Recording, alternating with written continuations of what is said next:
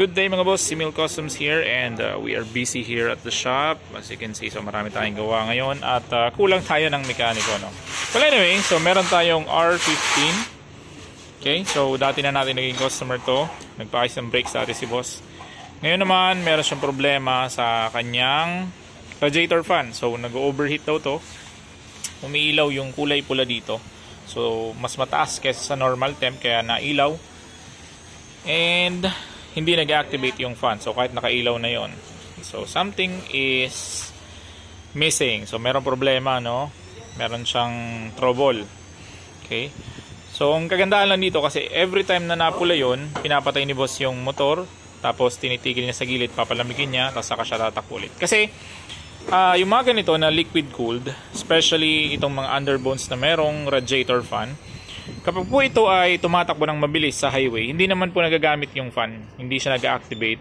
Yung hangin galing sa labas, yun yung na-scoop papunta dito sa radiator. Yun yung nagpapalamig sa radiator. Ngayon, pag natigil kayo sa traffic, saka lang siya gagana, saka lang mag-activate. So, same applies to Raider 150, RS 150. Basta yung mga liquid cooled, okay? Na merong radiator fan. Kahit yung mga Bajaj, ganyan. So, same.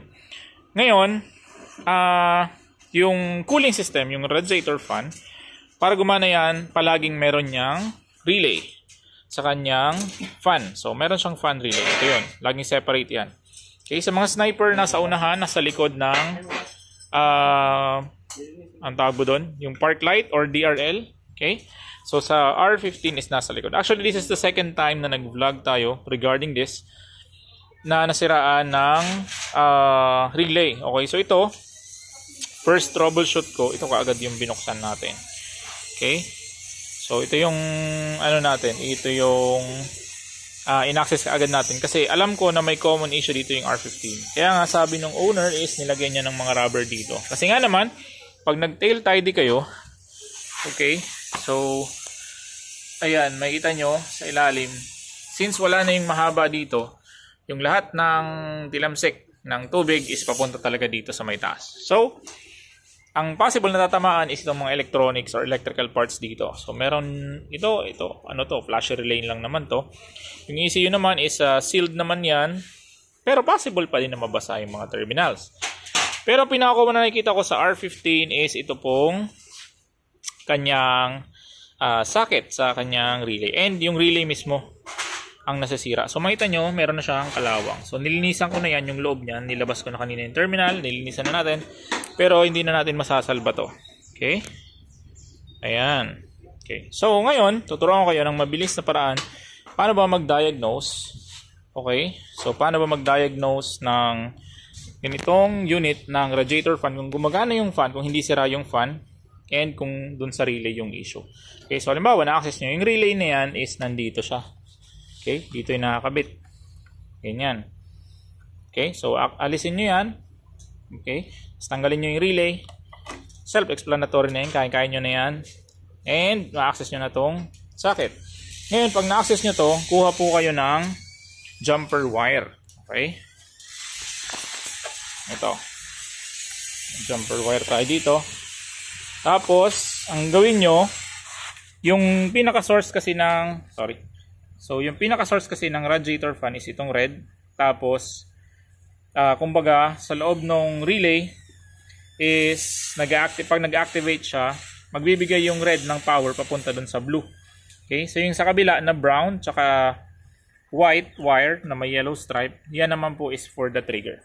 Okay? Ngayon, paano natin masi-check kung okay yung fan nang hindi na tayo nagbabaklas kasi ang daming babaklasin dyan. Yan. So, ito, isasaksak nyo lang dun sa terminal ng red and blue. Ganyan. So, saksak nyo lang, ganyan. Tapos, saksak nyo dito. Ayun, marinig nyo. Ayan, umiikot na yung fan. Tanggalin natin yung wire. Ayan, so namatay siya. Ibig sabihin, okay yung fan. So, hindi na tayo magbabaklas doon. Eh, dahil nga nakita natin physically nasira na yung relay. So, kinalawang yung relay. Ayan. Ayan, no? Okay. Kinalawang yung relay. So, gagawin natin is papalitan natin siya. So, mas maganda makapagpalit kayo ng original, ganito. So 4 pins din po ang ipapalit. Okay? Pero kung wala po kayong makuha na ganito, pwede naman po yung mga nabibili na ganito. Okay? So para siyang starter relay din, nagamit ng MIUI. Tenso relay naman ito. So kakabit nyo lang. So pasok naman yan dyan. Yan. So ngayon, start natin yung motor. Papainitin natin ang degrees ng kanyang, or yung kanyang temperature. ECT engine coolant temp is nasa 45 degrees. So papainitin muna natin. Try natin kung mag-activate na yung kanyang radiator fan. Okay.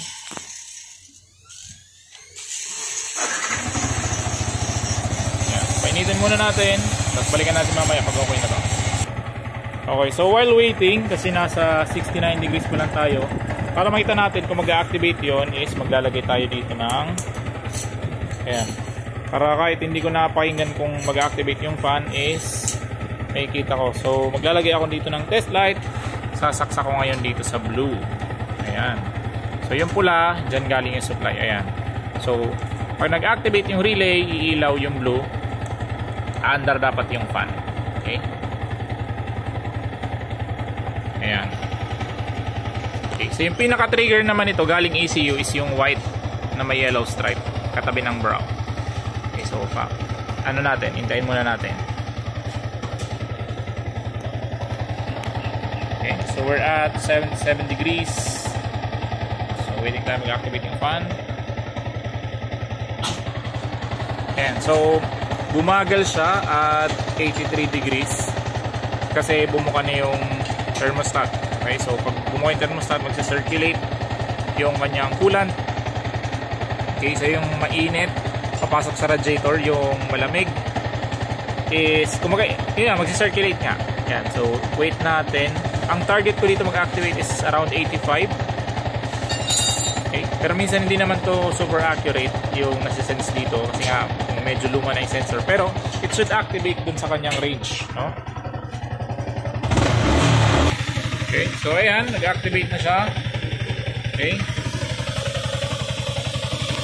Ayan. So enough pa yung makina para marinig nyo. Nag-activate na. Nakita nyo naman, nakailaw na yung kulay, pula. So, nag-activate pala siya guys at around 100 degrees. Sorry. So, nalito lang ako kasi sa mga racing ECU. Sineset yan ng between 75 to 85 degrees Celsius kasi nga racing. So ito naman stock, ayan, at 100 degrees. Pero I think hindi siya accurate na 100 degrees. Baka kasi may discrepancy naman yan. So 95 to 100. So ganyan. Ayan, nag-activate siya. Sir, paano sir? Nakita mo sir? Ayan, so pinakita na lang natin to sa owner, at least ano na siya, kampante na, no? Na nag-activate yung kanyang fan kapag traffic or kapag kumabot ng 100 degrees. Ayan. So ayan. Ito naman, hindi siya mag-go-off not unless bumaba na yung temperatura dito. Ayan. Makita nyo from 100 plus kanina, ngayon is 92 degrees na lang. Okay? So mag-off na lang po yan kapag diretso na yung kanyang target na temperature. Well anyway, ganun po mag-diagnose ng radiator relay or radiator fan relay sa ganitong mga klaseng unit. I hope makatulong po yung short vlog natin. This is Emil Customs. God bless po sa inyong lahat. Ride safe and peace.